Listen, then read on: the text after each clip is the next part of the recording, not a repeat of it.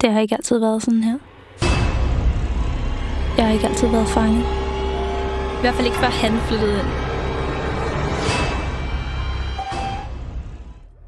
Min mor arbejdede hjemme til langt ud på natten. Hun hamrede stresset løs på tasterne. Forholdet mellem os var blevet værre, siden jeg, efter min mors mening, begyndte at høre syner. Hun forstod mig ikke. Hun prøvede ikke. Men jeg hørte lydene. Jeg ved, jeg hørte dem. Men det var kun, når han var væk. Underboen. Der var noget med ham. Jeg begyndte at følge ham. Se, hvornår han gik. Hvornår han kom hjem. Noget måtte jeg gøre.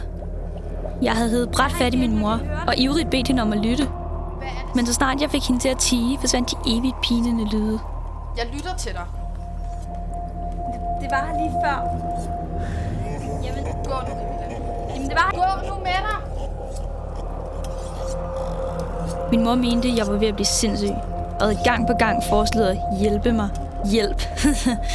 Jeg vidste udmærket godt, hun ville sende mig væk.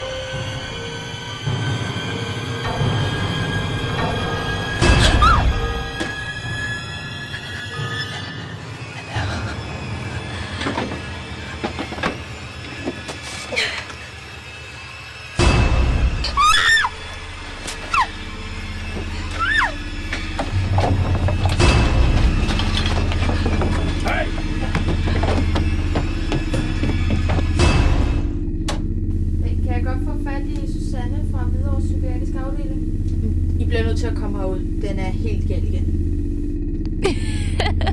Slip! Slip! Slip mig! Slip mig! Han er lige derovre, hvor kan I ikke se ham? Jeg er ikke sindssyg. Hjælp mig fucking ikke at holde mig fanget! Det er jo ikke mig, der er sindssyg! Det er ham! Det er ham! Det er ham! Det er ham! Ha ha ha ha!